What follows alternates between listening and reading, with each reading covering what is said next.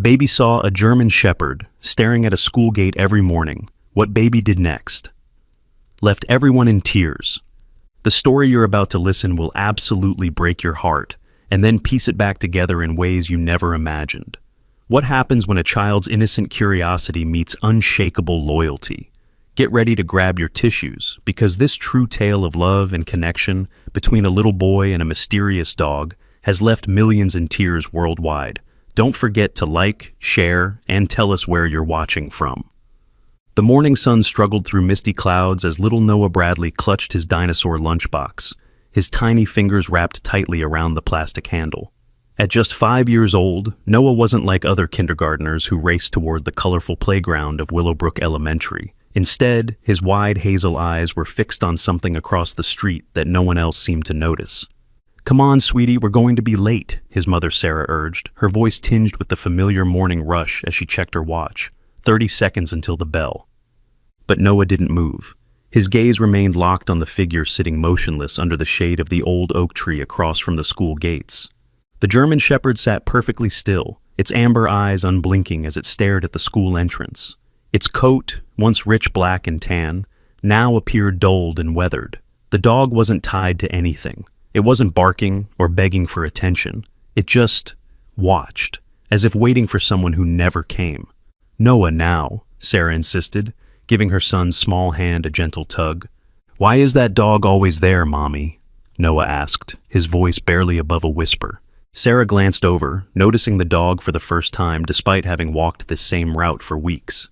"I don't know, honey. Probably just a stray. Now let's go before Ms. Peterson marks you tardy again." Noah reluctantly allowed himself to be guided through the school gates, his neck craning to keep the mysterious dog in view until the very last moment. The German shepherd's gaze briefly met his, deep, knowing eyes that seemed to hold secrets Noah couldn't understand, before the heavy metal gate clanged shut behind them. Inside the colorful chaos of Ms. Peterson's kindergarten classroom, Noah couldn't focus on finger painting or story time. His mind kept drifting to the lonely sentinel outside. During recess, while other children chased each other around the playground, Noah pressed his face against the chain-link fence, searching for a glimpse of the dog. But from this angle, the oak tree was hidden from view. "What are you looking at?" asked Lily, a girl with pigtails who always sat next to Noah during circle time. "There's a dog out there," Noah explained, pointing beyond the fence. "He just sits and stares at our school all day." Lily scrunched up her nose. "My mom says stray dogs are dangerous. They bite." Noah shook his head with the absolute certainty that only a 5-year-old could possess. "Not this one. He has sad eyes." When the final bell rang, Noah practically burst through the classroom door, racing ahead of Sarah, who called after him to slow down. He skidded to a halt at the gate, breathless with anticipation. The dog was still there, sitting in exactly the same position as that morning, its posture alert yet somehow carrying an invisible weight. The afternoon sun caught its fur, revealing patches where it had thinned. Noah noticed something he hadn't seen before, a slight tremor in the dog's right front leg, as if it struggled to maintain its vigil. "Noah Bradley, you know better than to run off like that," Sarah scolded as she caught up, her cheeks flushed from hurrying after her son. "The dog, Mommy. He's still here," Noah whispered, pointing across the street. Sarah sighed, finally taking a proper look at the animal that had captivated her son. "Poor thing probably doesn't have anywhere else to go." "He's waiting for someone," Noah said with absolute conviction, his small fingers wrapping around the iron bars of the gate. "He looks so lonely." Sarah checked her phone. 3 new work emails and a text from her boss. "We need to get home, Noah. I have a deadline tonight." As they walked past, Noah's eyes remained fixed on the German shepherd. The dog's gaze followed him, and for a brief moment, its tail gave the faintest twitch, not quite a wag, but an acknowledgement. Noah smiled and raised his hand in a tiny wave.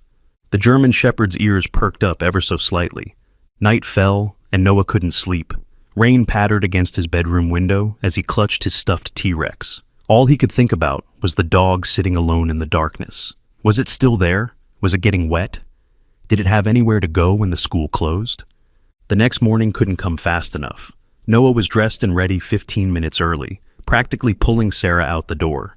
"Someone's eager for school today," she remarked, surprised by this sudden enthusiasm from her usually reluctant kindergartner. They rounded the corner to the school, and Noah's heart leapt. There, in the exact same spot, sat the German Shepherd. Its fur was damp from the overnight rain, but its posture remained dignified as it maintained its silent watch over the school gate. Sarah checked her watch. "We're actually early today. Do you want to look at the dog from here for a minute? But just from across the street, don't approach it." Noah nodded eagerly, his eyes never leaving the German Shepherd. This time, when the dog noticed Noah, something remarkable happened. Its tail, which had been completely still yesterday, gave 3 slow, deliberate wags before returning to stillness. Its eyes, though still heavy with what Noah somehow recognized as sadness, seemed to brighten just a fraction. "He remembers me," Noah whispered in awe. "Maybe," Sarah conceded, noticing the interaction. "But remember, it's still a stray, Noah. We don't know if it's friendly or sick or what it's been through." "His name is Rusty," Noah declared suddenly. Sarah raised an eyebrow. "Oh, and how do you know that?" Noah shrugged, his eyes still locked with the dog's. "Because his fur is kind of rusty-colored in places, and he looks like a Rusty." The simple logic made Sarah smile despite herself. "Well, regardless of what his name is, it's time for school. Come on, Dino boy." As they approached the gate, Noah raised his hand in another small wave. This time, Rusty's tail response was unmistakable, a proper wag, though still subdued. His eyes tracked Noah all the way to the entrance. Throughout the school day, Noah could barely contain himself. During art time, he drew a picture of a boy and a German Shepherd playing together under a tree. Ms. Peterson praised his use of colors, not understanding the significance behind the drawing. "That's a wonderful dog, Noah. Do you have a pet at home?" she asked. Noah shook his head. "Not yet, but I have a friend who waits for me outside." Ms. Peterson smiled at what she assumed was a child's imagination at work. When the end-of-day bell rang, Noah was once again first to the gate. This time, Rusty's reaction was immediate. The dog's ears perked fully forward, and though he didn't leave his post under the oak tree, his tail swished back and forth across the ground, sweeping a small arc in the dirt. Mommy, look! He's happy to see me," Noah exclaimed as Sarah caught up.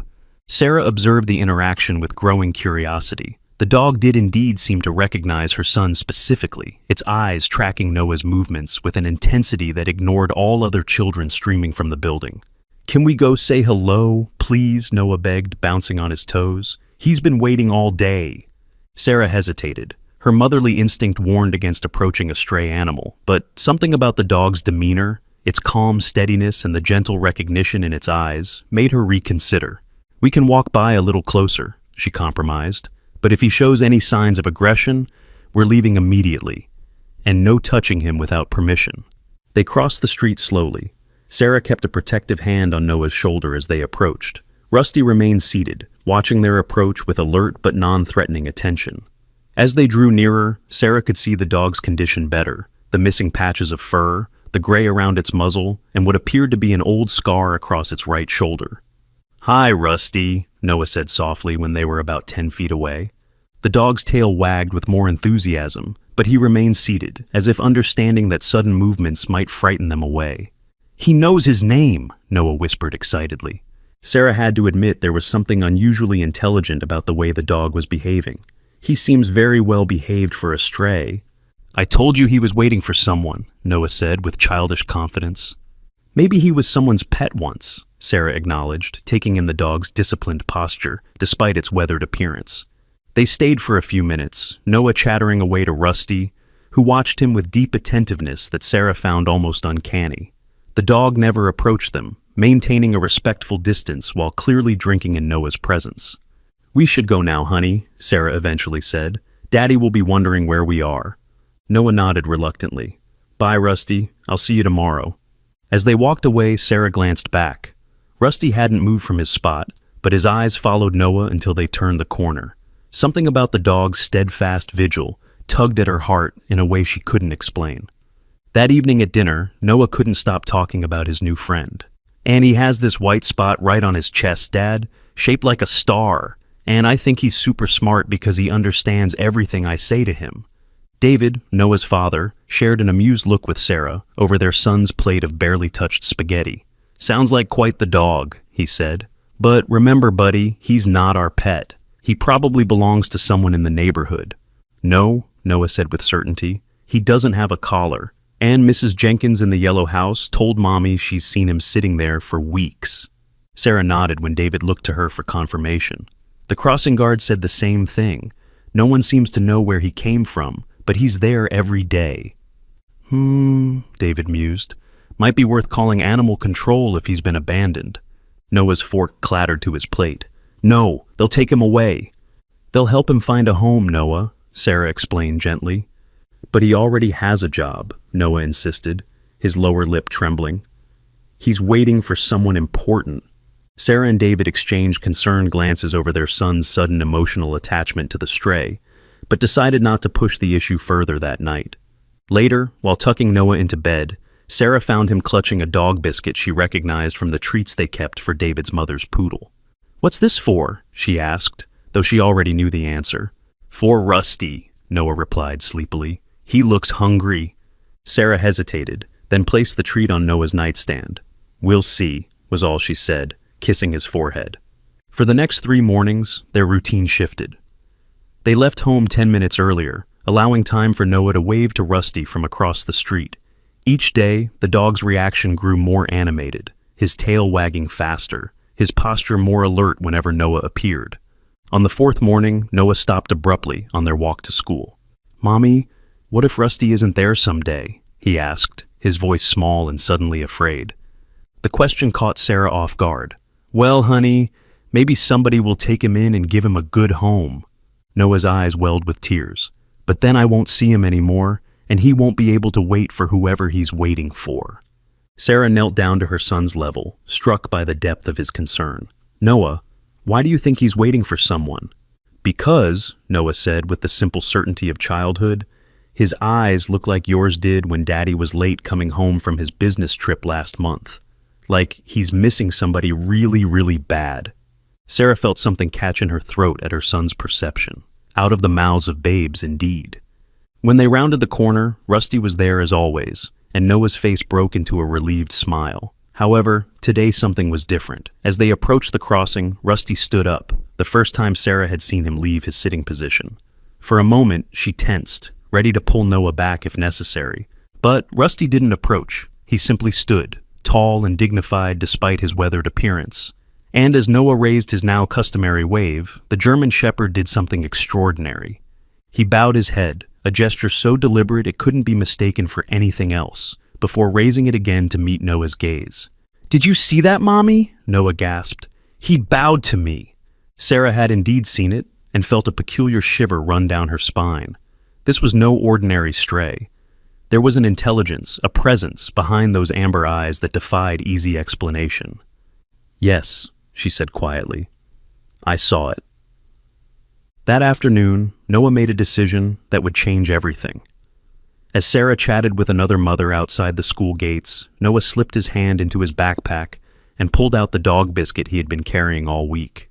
His heart hammered against his ribs as he looked at Rusty across the street.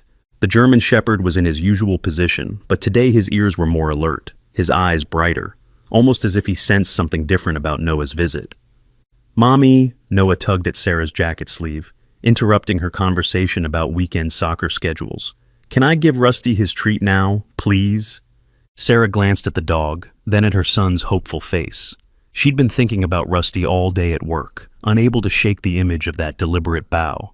Against her better judgment, she found herself nodding. "Stay close to me," she warned, excusing herself from the other mother. "And if he acts strange at all, you drop the treat and step back immediately." Noah's face lit up like Christmas morning. Together they crossed the quiet street, Sarah's protective instincts on high alert, while Noah practically vibrated with excitement. As they approached, Rusty stood, not in alarm, but in what Sarah could only describe as polite acknowledgement. His tail wagged slowly, his posture calm but attentive. "Hi, Rusty," Noah said softly, stopping about 6 feet away. "I brought you something." He held out the dog biscuit, his small hand trembling slightly with nerves and excitement. Rusty's nose twitched as he caught the scent, but he didn't lunge or grab. Instead, he took 3 careful steps forward, his movements deliberate and gentle. When he reached Noah, he lowered his massive head and took the treat with the delicacy of a dog who had been well trained in another life. "Good boy," Noah whispered, his eyes shining with joy. Rusty crunched the biscuit thoughtfully, never taking his eyes off Noah. When he finished, he did something that made Sarah's breath catch. He gently nuzzled Noah's outstretched palm with his nose, a gesture so tender it brought unexpected tears to her eyes. "He likes me," Noah giggled, his fears completely forgotten. "His nose is all wet and tickly." "He's very gentle," Sarah admitted, watching in amazement as the weathered German Shepherd sat back down, maintaining his respectful distance while clearly savoring this moment of connection. "Can we visit him every day?" Noah asked, his hand still extended toward Rusty, who watched them both with what Sarah could swear was gratitude in his amber eyes. "We'll see," Sarah said, but her tone suggested she was already won over. From that day forward, their routine changed completely. Every morning, Noah would pack an extra treat in his backpack. Every afternoon, they would spend 10 minutes with Rusty before heading home. The German Shepherd never imposed himself on them, never begged or became demanding. He simply accepted their friendship with a dignity that impressed Sarah more each day. By the end of the week, Noah was chattering away to Rusty like they were old friends, telling him about finger-painting disasters and playground adventures. Rusty listened to every word, his intelligent eyes tracking Noah's animated gestures, his tail creating small dust clouds as it wagged against the ground.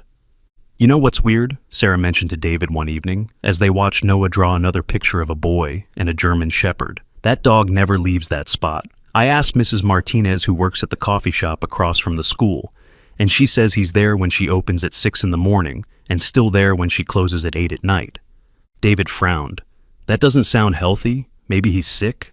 "No, he looks fine physically, a bit thin, maybe, but his eyes are clear and he's alert. It's more like—" Sarah paused, searching for the right words. "Like he's on duty, like he has a job to do." "What kind of job involves staring at a school all day?" Sarah shrugged, but the question haunted her. The following Monday brought unexpected drama. As Sarah and Noah approached their usual crossing spot, they found a small crowd gathered on the sidewalk. Mrs. Chen, the elderly woman who lived in the house closest to Rusty's tree, was gesticulating wildly while speaking to a man in a uniform. "Animal control. Been there for weeks," Mrs. Chen was saying, "scaring the children, probably diseased." "No!" Noah cried out, breaking free from Sarah's hand and running toward the group. "Don't take Rusty!" The animal control officer, a middle-aged man with tired eyes, looked down at Noah with surprise. "Son, that dog could be dangerous. We're just doing our job." "He's not dangerous," Noah protested, tears streaming down his face. "He's my friend. He's waiting for someone." Sarah caught up, placing protective hands on Noah's shoulders. "What's the situation here?" she asked, though her heart was already sinking. "We've had complaints about a stray German Shepherd," the officer explained. "Policy is to bring them in for evaluation and possible placement." "He doesn't bother anyone," Sarah found herself saying, surprising herself with her fierce defense of the dog she'd known for less than 2 weeks. Mrs. Chen scoffed. "It's unsanitary. What if it bites a child?" "He would never bite anyone," Noah said through his tears, wiping his nose on his sleeve. "He's the gentlest dog in the world." The officer looked at Noah's tear-streaked face, then across the street where Rusty sat watching the commotion with calm attention. "Has the dog shown any aggressive behavior toward you, son?" Noah shook his head emphatically. "He bows to me every morning, and he takes treats really gently, and he listens to all my stories about school." "I have to admit," Sarah added reluctantly, "he's never shown any signs of aggression. He keeps his distance unless approached, and he's very well behaved around my son." The officer looked thoughtful. Well, if he's not causing actual problems and seems healthy. He trailed off, clearly torn between policy and common sense. "Please don't take him," Noah begged, grabbing the officer's hand. "He's waiting for someone really important. If you take him away, they'll never find him." Something in Noah's desperate plea seemed to touch the man. He looked again at Rusty, who remained seated calmly under his tree despite the crowd and commotion. "Tell you what," the officer said slowly, "I'll file a report that the situation is under observation. But if there are any more complaints, or if he shows any signs of illness or aggression, I'll have to act. Fair enough?" Noah nodded vigorously, relief flooding his small face. Mrs. Chen huffed her disapproval and stalked back to her house, muttering about bleeding hearts and irresponsible pet owners. As the crowd dispersed, Sarah and Noah crossed the street to check on Rusty, The German Shepherd's tail wagged with what seemed like relief when he saw them approaching. "It's okay, Rusty," Noah whispered, kneeling just outside the dog's reach. "You can stay, but you have to be extra good, okay?" Rusty's response was that gentle bow of his head, a gesture that continued to mystify Sarah with its almost human-like courtesy. That evening, Sarah found herself researching German Shepherds online, trying to understand the breed better. What she read made Rusty's behavior even more remarkable. German Shepherds were known for their loyalty, intelligence, and strong attachment to their families. They were working dogs, bred to have jobs and purpose. So, what was Rusty's job? And who was he so patiently waiting for? The answer came in the most unexpected way. 3 days later, as Sarah and Noah were having their usual afternoon visit with Rusty, an elderly man with a maintenance uniform and a janitor's cart approached them from across the street. Sarah tensed, wondering if this was another complaint, but the man's expression wasn't angry. It was shocked. He stood frozen on the sidewalk, staring at Rusty with eyes wide with recognition and something that looked like grief. "Excuse me," he called out, his voice shaking. "That dog, how long has he been sitting there?" Sarah looked at Noah, then back at the man. "A few weeks that we know of. Why?" The janitor, his name tag read Frank, walked slowly toward them, his weathered face pale. As he got closer, Rusty's reaction was immediate and startling. The German Shepherd stood up, his tail wagging with an intensity they'd never seen before, his entire body quivering with excitement. But he didn't run to the man. He stayed in his spot, just as he had with Noah and Sarah, as if bound by some invisible rule to maintain his post. "My God," Frank whispered, his eyes filling with tears. "It's really him, after all these years." "You know Rusty?" Noah asked, his voice small and suddenly fearful of what this might mean. Frank looked down at Noah, then at Sarah, struggling to compose himself. "That's not his name, son. His name is Bear. And Frank's voice broke. "He used to belong to someone very special." Sarah felt her heart begin to race. "What do you mean, used to?" Frank pulled off his cap, running his hands through his gray hair. "There was a little girl who went to this school 7 years ago. Her name was Emma, and that dog was her whole world. Every morning, Bear would walk with Emma's grandmother to drop her off at school. Every afternoon, he'd be right here waiting when classes let out." Noah's hand found Sarah's, squeezing tight. "Where's Emma now?" Frank's face crumpled with old grief. "There was an accident, son. A school bus on a rainy day, a curve taken too fast." He shook his head. "Emma and 4 other children, they didn't make it home that day." Sarah gasped, her free hand covering her mouth. Across the space between them, Bear, Rusty, continued to watch Frank with eyes full of recognition and hope. "After the funeral," Frank continued, his voice barely above a whisper, "Emma's grandmother was so heartbroken, she moved away to live with family in another state. She couldn't take Bear with her, said everything reminded her too much of Emma. She found him a good home with a family across town." "But then how did he get here?" Sarah asked, though she was beginning to understand. Frank looked at Bear with a mixture of admiration and heartbreak. "He escaped. Must have been about 6 years ago now. The family called the school, thinking he might have come here looking for Emma. I was the one who took the call." His voice grew thick with emotion. "I came out to look for him, and there he was, sitting right where you see him now, staring at those gates like Emma was going to walk out any minute." Noah was crying silently now, tears streaming down his cheeks as he looked at Bear with new understanding. "He's been waiting for Emma all this time?" Frank nodded. "The family tried to take him home several times, but he kept escaping and coming back. Eventually they gave up. Said if that's where he wanted to be, maybe that's where he belonged." Frank wiped his own eyes. "I've been leaving food and water for him when I can, but he won't let anyone get too close. Won't leave his post." "But he lets us close," Noah said wonderingly. "He takes treats from me and lets me pet him." Frank studied Noah's face, something dawning in his expression. "How old are you, son?" "5, Noah replied. "Emma was 5 when—" Frank trailed off, then looked at Bear, who was still watching their conversation with intense attention. "Maybe," he said softly, "maybe Bear thinks—" He didn't finish the sentence, but Sarah understood.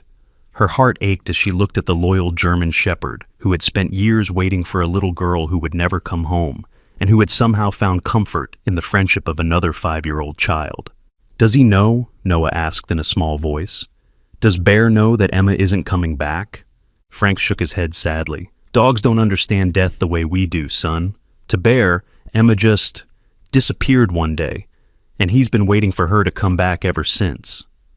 Noah walked slowly toward Bear, who remained seated but watched his approach with gentle eyes. When Noah was close enough, he knelt down and wrapped his small arms around the dog's neck. "I'm sorry, Bear," he whispered into the dog's fur. "I'm sorry Emma can't come back." Bear's response was immediate and heartbreaking. He leaned into Noah's embrace, a soft whine escaping his throat, the first sound Sarah had ever heard him make. It was a sound of recognition, of gratitude, of grief finally acknowledged. Frank wiped his eyes with his sleeve. In 7 years of watching him sit there, that's the first time I've seen him let anyone hold him like that. Sarah felt tears running down her own cheeks as she watched her son comfort a dog who had been carrying unimaginable loyalty and loss for longer than Noah had been alive. The mystery of Bear's vigil was solved, but somehow that only made the story more beautiful and more tragic than Sarah could have ever imagined. As they finally walked home that evening, Noah was unusually quiet. Finally, he looked up at Sarah with eyes full of determination. "Mommy," he said, "we have to help Bear understand about Emma. He's been waiting so long and she's never going to come back." Sarah squeezed her son's hand, knowing that whatever came next would change all of their lives forever. The next morning brought rain, the kind of relentless downpour that turned sidewalks into rivers and made umbrellas useless. Sarah stood at the kitchen window, watching sheets of water cascade down the glass while Noah finished his cereal. "We should drive to school today," she suggested, glancing at the storm. "It's really coming down out there." Noah's spoon clattered into his bowl. "But what about Bear? He'll be all alone in the rain." Sarah's heart clenched. She'd been thinking the same thing all night, imagining the loyal German shepherd maintaining his vigil despite the weather. "He's survived out there for years, honey. I'm sure he knows how to find shelter when he needs it." But even as she said it, she knew they were both thinking about Frank's words, about how Bear had never left his post, not in 7 years of waiting. "Please, Mommy," Noah begged, his eyes wide with worry. "Can we at least check on him, just to make sure he's okay?" Sarah looked at her son's anxious face, then at the storm raging outside. Every maternal instinct told her to keep Noah warm and dry, to drive straight to school without stopping. But the image of Bear sitting alone in the rain, still faithfully watching those gates, was more than she could bear. "Okay," she sighed, reaching for their rain boots. "But we're only checking from across the street. If he's taken shelter somewhere, we're not going to disturb him." They bundled up in raincoats and stepped into the storm. The wind whipped rain into their faces despite their umbrella, and Sarah had to hold Noah's hand tightly to keep him from being blown off balance. By the time they reached the school street, they were both soaked through. Sarah's heart nearly broke at what she saw. Bear was there, exactly where he always was, but he looked nothing like the dignified, composed dog they'd come to know. His fur was plastered to his body, making him appear smaller and more fragile. He was shivering violently, his aged body struggling against the cold and wet. Mud had splashed up his legs and belly, and his ears drooped with the weight of accumulated rainwater. But he hadn't moved. Despite the storm, despite his obvious discomfort, Bear maintained his watch over the school gates. "Oh my God," Sarah whispered, her umbrella nearly torn from her grip by another gust of wind. Noah broke free from her hand and ran toward the street before Sarah could stop him. "Noah, no!" she called, chasing after him as he splashed through puddles toward Bear. The German shepherd looked up as Noah approached, his tail attempting a weak wag, even as his whole body trembled. Noah didn't hesitate. He threw his small arms around Bear's wet, shivering form, his own rain jacket providing little protection for either of them. "It's okay, Bear," Noah sobbed, his voice nearly lost in the wind. "You don't have to stay out here. Emma wouldn't want you to get sick." Sarah reached them, kneeling in the mud beside her son. Up close, she could see that Bear's shivers weren't just from cold. There was something fragile about the way he was breathing, something that spoke of a body that had endured too much for too long. "Come on, boy," she said gently, trying to urge Bear toward the shelter of the nearby coffee shop's overhang. "Let's get you out of this rain." But Bear wouldn't budge. Even as Noah tugged gently at his collar, even as the rain poured harder and the wind grew stronger, the loyal dog remained rooted to his spot. His amber eyes, though dulled with exhaustion, stayed fixed on the school entrance. "He won't leave," Noah realized, his voice breaking. Even in the storm, he won't leave Emma. Sarah felt something crack inside her chest as she watched this display of unwavering devotion. Here was a dog who had chosen loyalty over comfort, duty over safety, love over self-preservation. Even in the face of a storm that could make him seriously ill, Bear's commitment to his vigil never wavered. "We can't leave him here," Sarah said, surprised by the strength in her own voice. "Not like this." She pulled out her phone with shaking hands, struggling to shield it from the rain as she dialed. "Frank, it's Sarah, Noah's mom. We met yesterday. I need your help. Bear is sitting in this storm and he won't move. He's going to get sick, or worse." Through the crackling connection, she could hear Frank's sharp intake of breath. "I'll be right there. Don't try to move him. If he's anything like he used to be, he might bite if he feels cornered. Just stay with him." "We're not leaving him," Sarah said firmly, ending the call and pulling Noah closer to Bear's shivering form. Minutes felt like hours as they huddled together in the rain. Other parents hurried past under umbrellas, most too focused on getting their own children to school dry to notice the small group taking shelter under the old oak tree. But a few stopped, their faces showing surprise and concern at the sight of a mother and child kneeling in the mud with a soaked German shepherd. "Is that dog hurt?" called Mrs. Patterson, the school librarian, from beneath her bright yellow umbrella. "He's just scared," Noah called back, his arms still wrapped protectively around Bear. "He's been waiting for his friend for a really long time." Some of the other parents exchanged glances, clearly thinking this was some kind of childhood make-believe. But Mrs. Patterson stepped closer, her expression growing more serious as she took in the scene. "That's the dog that's always sitting here," she said slowly. "I've wondered about him for months." "His name is Bear," Noah explained, his voice chattering from the cold. "He's waiting for Emma, but Emma can't come back because she was in an accident." Mrs. Patterson's face went pale. "Emma Martinez, the little girl from the bus crash?" Sarah nodded, wiping rain from her eyes. "You knew her." "She was one of my regulars in the library," Mrs. Patterson said softly, her own eyes filling with tears. "Sweet little thing, always checking out books about dogs and adventures. I remember she used to talk about her dog all the time." She trailed off, looking at Bear with new understanding. "Oh my heavens! He's been waiting for her all this time?" The small crowd that had gathered grew quiet, the full weight of Bear's story settling over them. Even the rain seemed to lessen slightly, as if nature itself was moved by the tale of such extraordinary devotion. Frank arrived running, despite his age, a large tarp bundled in his arms. "How is he?" he called out as he approached. "Cold and wet, but he won't move," Sarah reported, her voice hoarse from the wind. Frank knelt beside them, his experienced eyes taking in Bear's condition. "He's hypothermic," he said grimly. "We need to warm him up, but if we try to force him to leave this spot—" "He might never trust us again," Noah finished, understanding instinctively what Frank was trying to say. Frank spread the tarp over all of them, creating a small shelter from the worst of the rain. In the old days, Emma used to bring Bear here during storms sometimes. They'd wait under this tree until her grandmother came to pick them up. His voice was thick with memory. "He probably thinks if he leaves, he'll miss her." Under the makeshift shelter, Bear's shivering began to subside slightly. Noah never loosened his hold, whispering soft words of comfort into the dog's ear. Sarah found herself stroking Bear's head, feeling the weight of his exhaustion and the depth of his commitment. "There has to be a way to help him understand," Sarah said desperately. "Some way to let him know it's okay to let go." Mrs. Patterson, who had remained under the tarp with them, spoke up quietly. "I might have an idea. In the library, we have a memorial book for the children who died in the accident. Emma's page has photos, messages from her classmates." She paused. "And I think there's a picture of her with Bear."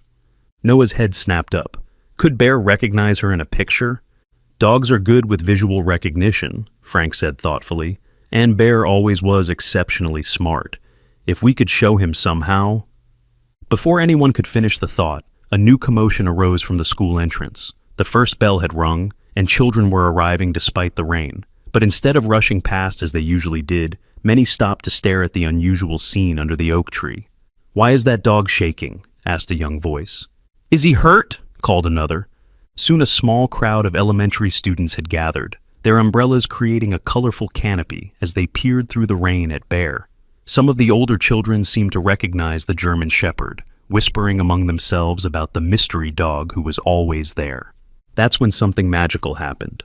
A little girl with dark pigtails broke free from her mother's hand and ran toward them. She was about Emma's age, and as she approached, Bear lifted his head with sudden alertness. "Hi, doggy," the girl said softly, kneeling just outside their tarp shelter. "Are you okay?" Bear's reaction was immediate and heartbreaking. His tail began to wag weakly, and he struggled to sit up straighter, his eyes fixed on the little girl with desperate hope. "Easy, boy," Frank murmured, recognizing the dangerous combination of hope and confusion in Bear's expression. But the little girl seemed to understand something the adults had missed. With the intuitive wisdom that children sometimes possess, she looked directly into Bear's eyes and said, "I'm not Emma, but Emma would want you to come inside where it's warm." The simplicity of her words hit everyone like a physical blow. Here was a child, barely old enough to understand death herself, offering Bear the truth with a gentleness that no adult had managed to achieve. Bear stared at the little girl for a long moment, something shifting in his amber eyes. Then, slowly, as if finally allowing himself to acknowledge what he had known all along, he lowered his head and let out a soft whine that contained 7 years of accumulated grief. Noah tightened his arms around Bear, tears mixing with rainwater on his cheeks. "It's okay to miss her," he whispered, "but you don't have to wait anymore." Frank was crying openly now, as were several of the parents who had gathered to witness this moment. Even the children seemed to sense they were seeing something profound, their usual chatter replaced by respectful silence. The second bell rang, signaling that school was about to begin, but no one moved. They all seemed to understand that something important was happening under that oak tree, something that transcended schedules and routines. Mrs. Patterson was the first to speak. "I'm going to get that memorial book," she said quietly, "and I think we need to call Emma's grandmother. She needs to know that Bear never forgot, that he never stopped loving Emma." As if responding to her words, Bear slowly, carefully stood up. For the first time in 7 years, he took a step away from his post under the tree. It was only one step, but it was monumental. He walked directly to Noah, pressing his wet muzzle into the boy's neck in a gesture of such trust and gratitude that it brought fresh tears to everyone watching. "Good boy, Bear," Noah whispered. Good boy." Sarah knew, with absolute certainty, that their lives had just changed forever. This was no longer just about a boy befriending a stray dog. This was about healing, about love transcending loss, about the moment when loyalty meets compassion and creates something beautiful. As the rain finally began to ease, Bear allowed himself to be led toward the school building, Frank and Sarah flanking him, while Noah kept one small hand on his back. For the first time in 7 years, the German Shepherd was leaving his post. But he wasn't giving up on Emma. He was finally, with the help of a 5-year-old boy who understood the language of the heart, learning how to carry his love for her in a new way. The story that would soon spread across social media had its most powerful moment right there, in the rain, when love proved stronger than loss and hope proved stronger than despair. And somewhere, Sarah was certain, a little girl named Emma was smiling down at the loyal friend who had waited so long to learn that love doesn't require waiting. It just requires remembering. Within hours, everything changed. What started as a simple act of compassion during a rainstorm became something much bigger than anyone could have imagined. It began with Mrs. Patterson. True to her word, she had retrieved the memorial book from the library and made several phone calls during her lunch break. By the time school let out that afternoon, she had managed to track down Emma's grandmother, Maria Santos, who was living in Arizona with her daughter's family. The phone call was emotional for both women. Mrs. Patterson had to explain multiple times that, yes, Bear was still alive, still waiting, still faithful after all these years. Maria's sobs could be heard through the phone as she processed the news that the dog she'd thought was living happily with his new family had actually been maintaining a lonely vigil for her beloved granddaughter. But Mrs. Patterson had also made another call, one that would change everything. She had contacted her nephew Jake, who worked for the local news station. Jake was always looking for human interest stories, and this one, she knew, was special. What she hadn't anticipated was how quickly the story would spread beyond their small town. By evening, Jake had arrived at the school with a camera crew. Sarah had agreed to meet them there with Noah and, hopefully, Bear. Frank had managed to coax the German Shepherd to a nearby veterinary clinic for a checkup after the morning's ordeal, and the vet had pronounced him surprisingly healthy for a dog his age who had been living rough for so long. Just some dehydration and mild hypothermia from today's rain, Dr. Kim had reported, but overall, someone's been looking after him well enough to keep him in decent shape. Frank had smiled sadly at that. The whole neighborhood's been sneaking him food and water for years. Even the people who complained about him being there couldn't bear to let him starve. Now, as the evening news crew set up their equipment, a small crowd began to gather. Word had spread quickly through the community about the morning's events, and people were curious to see the dog whose story had moved so many to tears. Bear sat calmly beside Noah, who had insisted on being part of the interview. The German Shepherd looked different somehow, not just because he was clean and dry, but because there was something in his eyes that hadn't been there before. Not hope, exactly, but a kind of peaceful acceptance. "This is Jake Morrison reporting from Willowbrook Elementary," the young reporter began, "where a story of loyalty and love has captured the hearts of everyone who's heard it. I'm here with Noah Bradley, age 5, and his remarkable friend, Bear." The camera focused on Noah, who sat cross-legged on the ground beside Bear, one small hand resting on the dog's back. Despite his young age, Noah spoke with surprising clarity about how he'd first noticed Bear, how they'd become friends, and how he'd learned about Emma. "Bear was waiting for Emma because he loved her so much," Noah explained to the camera, his voice serious beyond his years. "But Emma can't come back, so now Bear needs to know that it's okay to love her in a different way." Jake turned to Sarah. "As Noah's mother, how has this affected your family?" Sarah chose her words carefully. "Bear has taught us all something about dedication and love. But more than that, he's shown us what it means to be faithful to someone's memory while still being open to new connections." The interview continued, with Frank sharing Emma's story and Mrs. Patterson explaining the memorial book. But it was the final moment that would make the segment go viral. As Jake was wrapping up his closing remarks, a car pulled up to the curb. An elderly woman got out slowly, using a walker to steady herself. She was small and frail, with silver hair and eyes that were red from crying. It was Maria Santos, Emma's grandmother.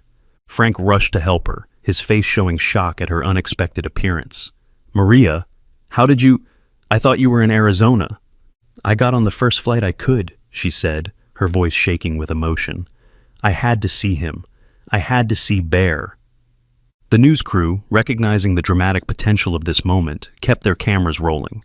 The small crowd that had gathered fell silent, sensing they were about to witness something extraordinary. Bear had been resting quietly beside Noah, but the moment Maria's voice reached his ears, his entire body went rigid with attention. His head snapped up, his ears pricked forward, and he began to tremble, not with cold this time, but with recognition. Slowly, Maria made her way toward them, tears streaming down her weathered cheeks. "Bear?" she called softly. "Bear, is that really you?" The German Shepherd's reaction was unlike anything anyone had witnessed. He rose to his feet, his tail wagging frantically as he took several hesitant steps toward the woman who had been part of his family before tragedy struck. But then, as if remembering his duty, he stopped and looked back toward the school gates. "It's okay, boy," Maria whispered, understanding his conflict. "Emma's not there anymore. She's..." Her voice broke. "She's in heaven now, waiting for both of us." Bear whined softly, a sound full of confusion and longing. He looked from Maria to the school gates and back again, clearly torn between his joy at seeing her and his ingrained need to maintain his vigil. That's when Noah did something that would be replayed millions of times on social media in the coming days. The 5-year-old stood up, took Bear's face gently in his small hands, and looked directly into the dog's amber eyes. "Bear," he said with the absolute certainty that only children possess, "Emma sent me to tell you it's time to come home. She's not at the school anymore. She's everywhere now, in the sky, in the stars, in your heart, and she wants you to be happy." What happened next left everyone speechless. Bear looked at Noah for a long moment, then at Maria, then back at the school gates one final time. As if making a decision that had been 7 years in the making, he walked deliberately to his usual spot under the oak tree. He sat down in the exact position he had maintained for so long, and then, in a gesture that brought audible gasps from the watching crowd, he bowed his head deeply, as if saying goodbye. When he lifted his head again, he walked straight to Maria, who had sunk to her knees with her arms outstretched. The reunion was everything a dog lover could hope for. Bear practically collapsed into Maria's embrace, his tail wagging so hard his entire body shook with joy. Maria sobbed into his fur, repeating his name over and over while he covered her face with gentle kisses. "I'm so sorry I left you," she cried. "I'm so sorry I couldn't take you with me, but you were such a good boy, such a loyal, wonderful boy. Emma would be so proud of you." The news crew captured every moment, but even the most professional among them found their vision blurred with tears. This wasn't just a story anymore. It was a moment of pure love and redemption that transcended everything else. Jake, struggling to maintain his composure, managed to conclude his segment. But by then, other people had begun filming with their phones. Within minutes, clips of Bear's goodbye to his vigil spot and his reunion with Maria were being uploaded to TikTok, Instagram, and Facebook. The story exploded across social media with unprecedented speed. Bear and Emma began trending worldwide. The video of Noah telling Bear that Emma had sent him was viewed over 2 million times in the first 24 hours. People from around the globe began sharing their own stories of loyal pets and lasting love. But it wasn't just the emotional impact that made the story viral. It was the way it challenged people's assumptions about grief, loyalty, and letting go. Comments poured in from people who had been struggling with their own losses, saying that Bear's story helped them understand that loving someone doesn't mean refusing to move forward. A GoFundMe page appeared overnight, created by someone in the community to help with Bear's medical expenses and to support Maria, who had used her savings to fly back to see him. Within days, it had raised over $50,000. Major news networks picked up the story. Bear and Noah appeared on morning shows via video link. Animal behaviorists weighed in on the remarkable display of loyalty and the psychological impact of long-term grief in dogs. Child psychologists praised Noah's intuitive understanding of emotional healing. Through it all, Bear seemed to adjust to his new reality with remarkable grace. Maria had decided to stay in town, at least temporarily, moving into a small apartment near the school so she could be close to Emma's memory and to Bear. The dog had taken to his new life with enthusiasm, though he still walked past the school gates every day during his morning walks with Maria, not to maintain his vigil, but simply as part of his routine. The most surprising development came when Mrs. Patterson approached Maria with an idea. The school wanted to create a memorial garden for Emma and the other children who had died in the accident. Would Maria be willing to let Bear be part of the dedication ceremony? The ceremony was planned for the following weekend, and word spread quickly through both traditional and social media.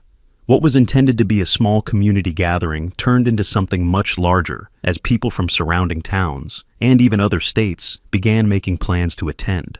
"I can't believe how big this has gotten," Sarah admitted to David as they watched Noah playing in the backyard with Bear, who had become a regular visitor to their home. It started with just wanting to help a lonely dog. David smiled, watching their son's joy as he threw a tennis ball for Bear to retrieve. "I think it became big because it reminded people what pure love looks like. In a world full of complicated relationships and conditional affection, Bear showed everyone what it means to love someone completely, without expecting anything in return."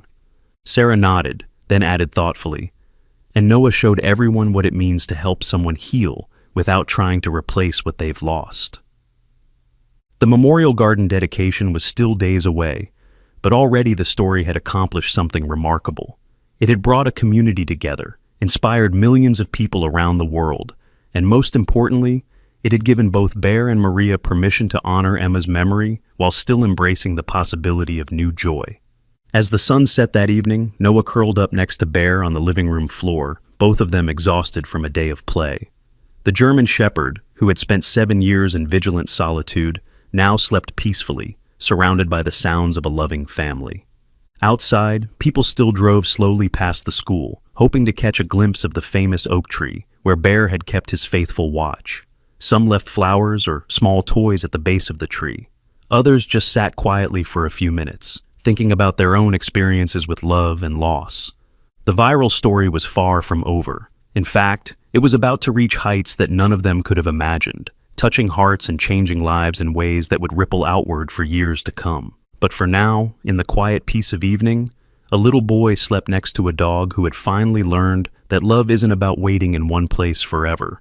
Sometimes, love means allowing yourself to be found by new friends who help you carry the memory of those you've lost into a brighter future.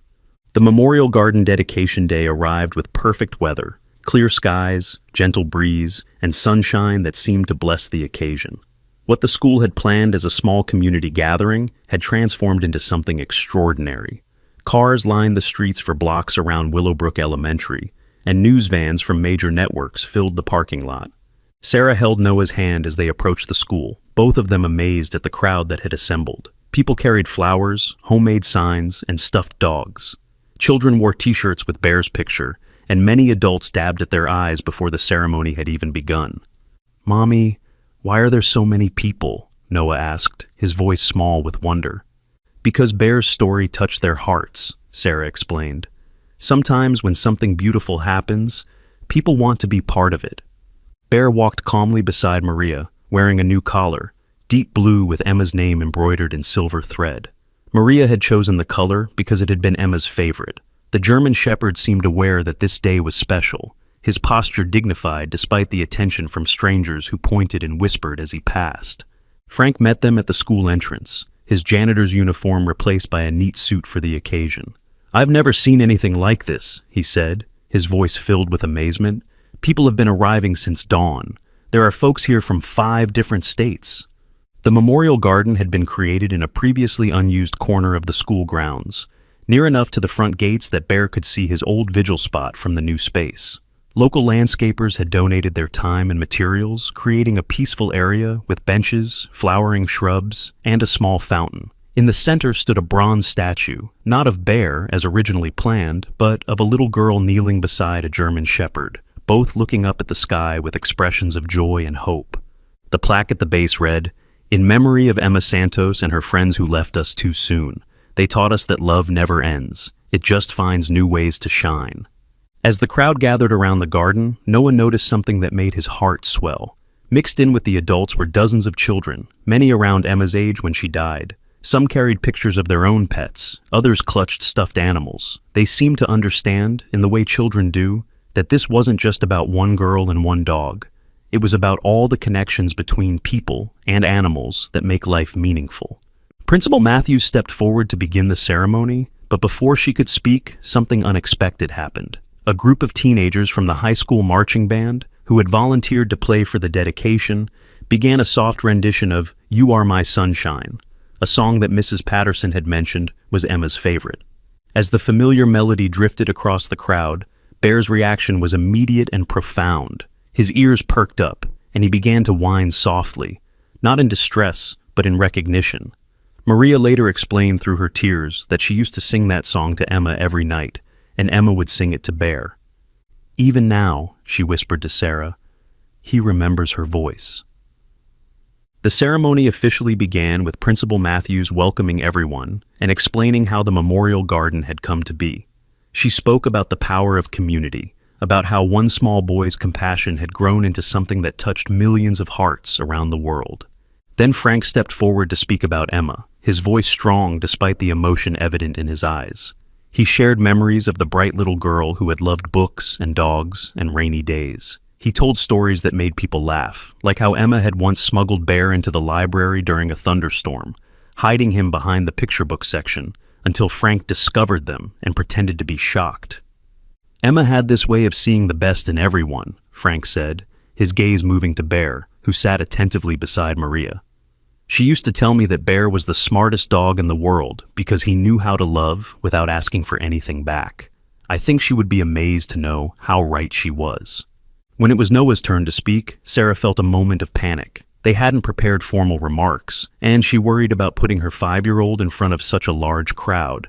But Noah stepped forward with the confidence that had carried him through everything else, his small hand finding Bear's head for comfort. "Hi," he said simply, his young voice carrying clearly in the hushed space. "My name is Noah, and Bear is my friend." He paused, looking around at all the faces watching him, then continued with the honesty that only children possess. "I didn't know Emma, but I know she must have been really special because Bear loved her so much that he waited for her for longer than I've been alive. And I know Emma must have loved Bear a lot too, because love like that doesn't just disappear when someone goes to heaven. The crowd was absolutely silent, hanging on every word from this wise little boy. Bear taught me that it's okay to miss someone really bad, and it's okay to be sad, but he also taught me that love doesn't mean you have to stop being happy forever. Emma sent me to help Bear learn that, and now Bear helps me understand that when you love someone, they never really leave you. They just live in your heart instead of in your house. Noah looked down at Bear, who was gazing up at him with those intelligent amber eyes. Bear doesn't need to wait at the school anymore, because Emma isn't lost. She's everywhere, in the sunshine and the rain, and in every time someone is kind to an animal because they heard Bear's story. As Noah finished speaking, something magical happened. Bear stood up, walked to the bronze statue, and sat down directly in front of it. He looked up at the sculpted figures of the girl and dog, his tail wagging slowly, and let out a single soft bark, the first sound many people had ever heard him make. Then he returned to Noah's side, pressing against the boy's legs in a gesture of gratitude and friendship. The crowd erupted in applause, but it was the kind of applause that comes with tears, recognition of something beautiful and pure, in a world that often feels complicated and harsh. Maria was the final speaker, and her words carried the weight of years of grief transformed into gratitude.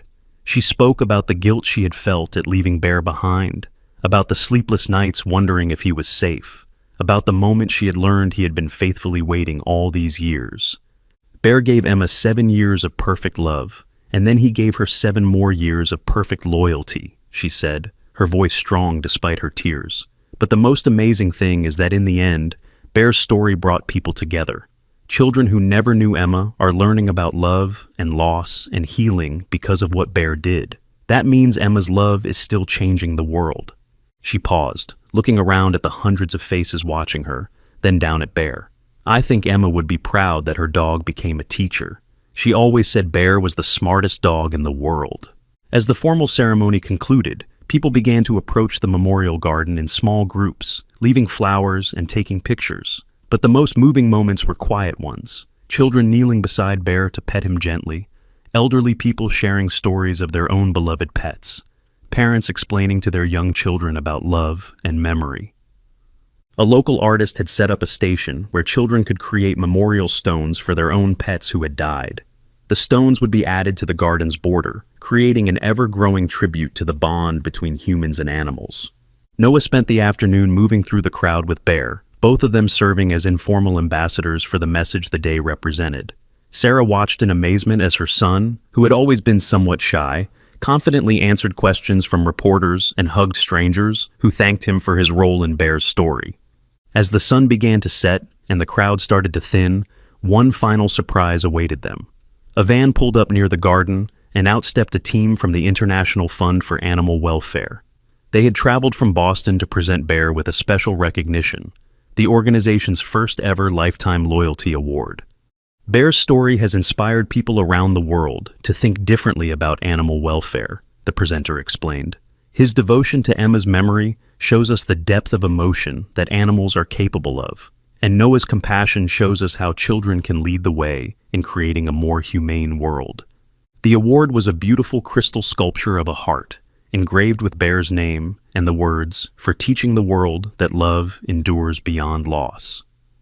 As they prepared to leave, Noah noticed that several people had remained behind, sitting quietly on the benches in the memorial garden. Some were reading, others were simply sitting in peaceful contemplation. The space had already become what Maria had hoped, a place where people could come to remember their own losses and find comfort in the reminder that love persists.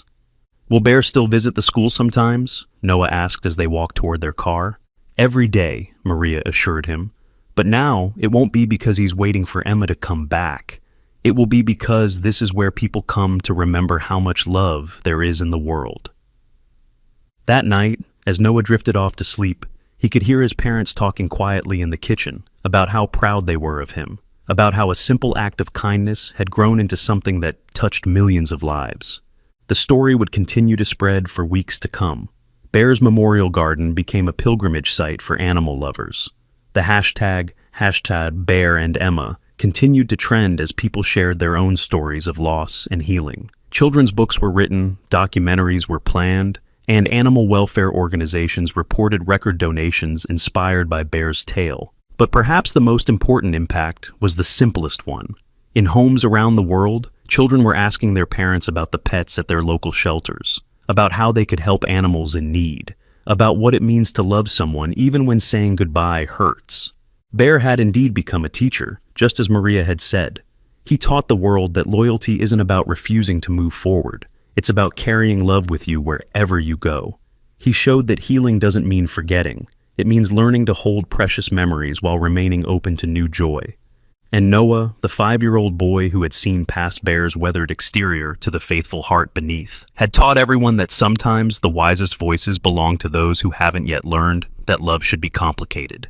In the end, Bear's 7-year vigil became a gift to the world, a reminder that in a time when everything seems temporary and disposable, some things are eternal.